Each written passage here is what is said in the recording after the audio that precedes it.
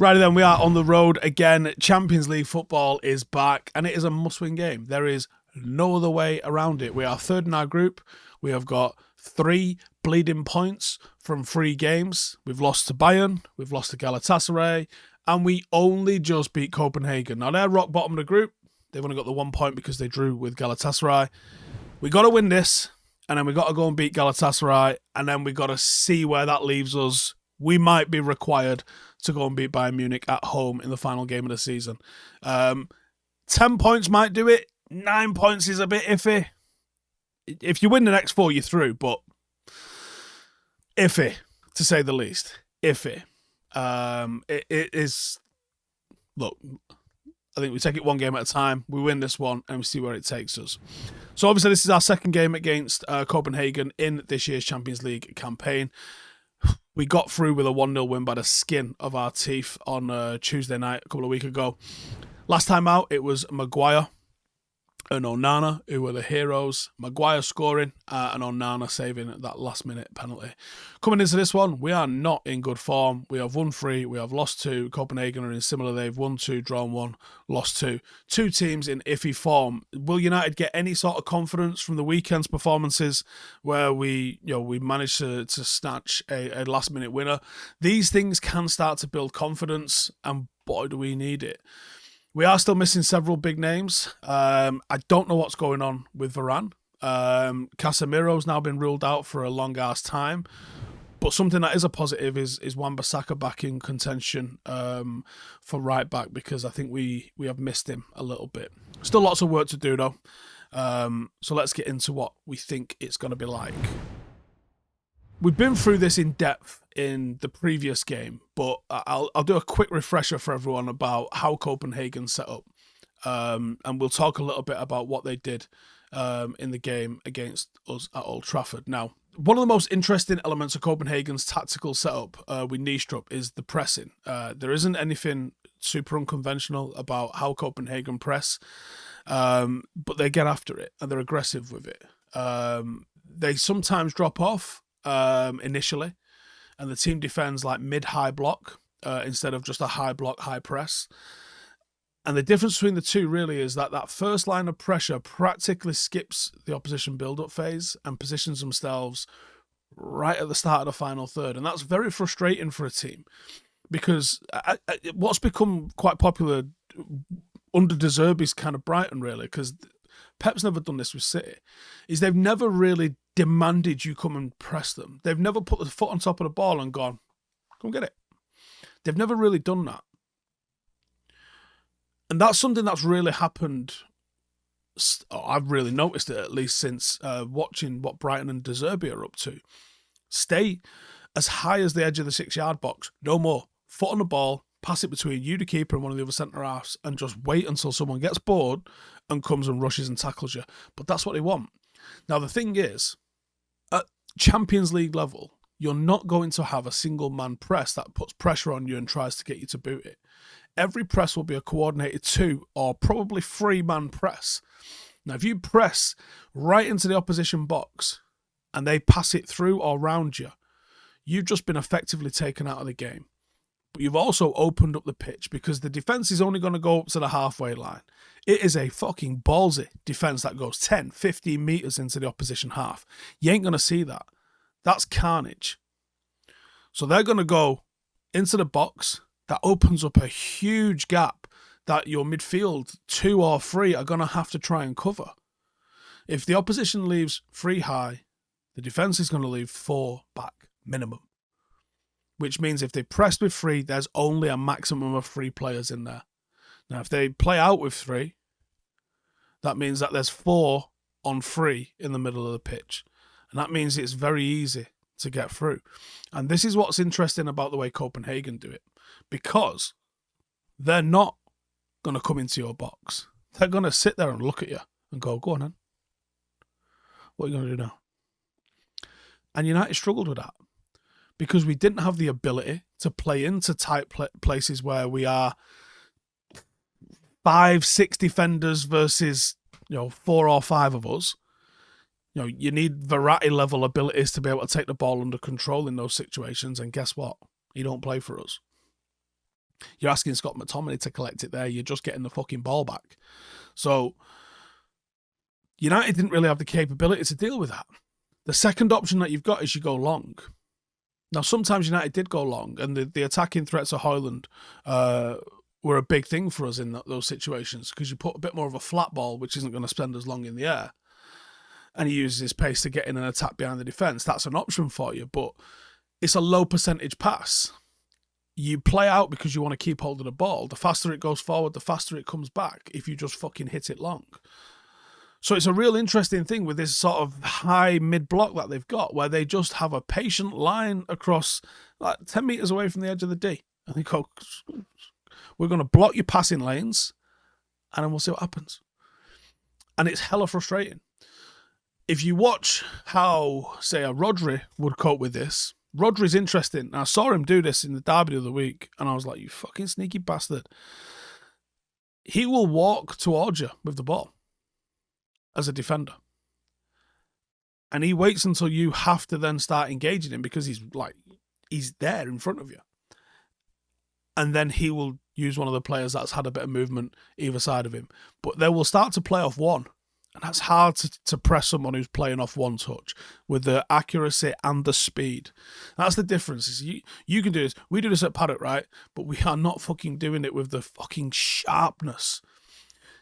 When you're watching in a stadium and you're high up and you've not got to go like that with your head, you can see these patterns of play and it looks human, right? Because you don't have to move your head, and you can see I'm 50 metres away. I can watch all of that. You get this close, touching distance from it, you ain't getting anywhere near that. And that's the beauty of it. It can't be replicated by people lower down levels. The speed at which everything is moving, the speed at which even the slowest press happens in the Premier League would fucking flatten anybody outside it. It's frightening. So that's what I see Rodri doing with it. We haven't got Rodri, or anyone even close to Rodri. So we're going to be in trouble. Now, in attack, their build-up play is vertical. And we saw that, man. Like, they go fucking long and they get after it. But they're excellent at baiting you into pressing them in the final third before they play it.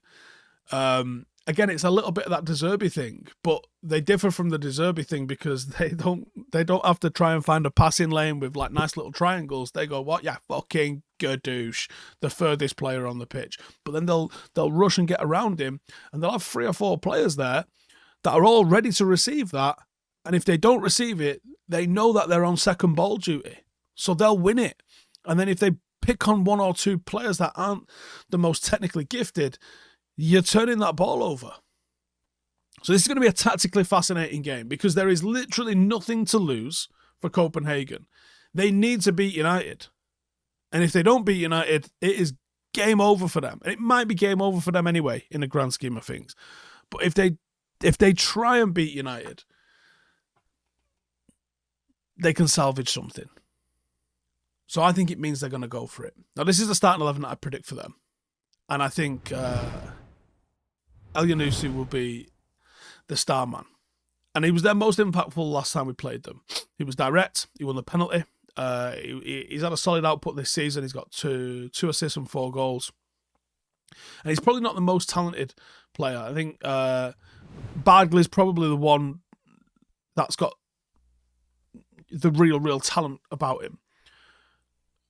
But he's got a bit of a maturity and experience in big games, and I think that real matters.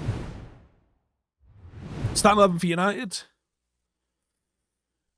I'm going to base this a lot on what happened against Fulham. Unfortunately, I think we'll be playing McTominay. And I think that's a bad move. But I think it will be McTominay. I think it will be Aaron Wan-Bissaka, and I think it will be Reguilon, and I think it will be Maguire.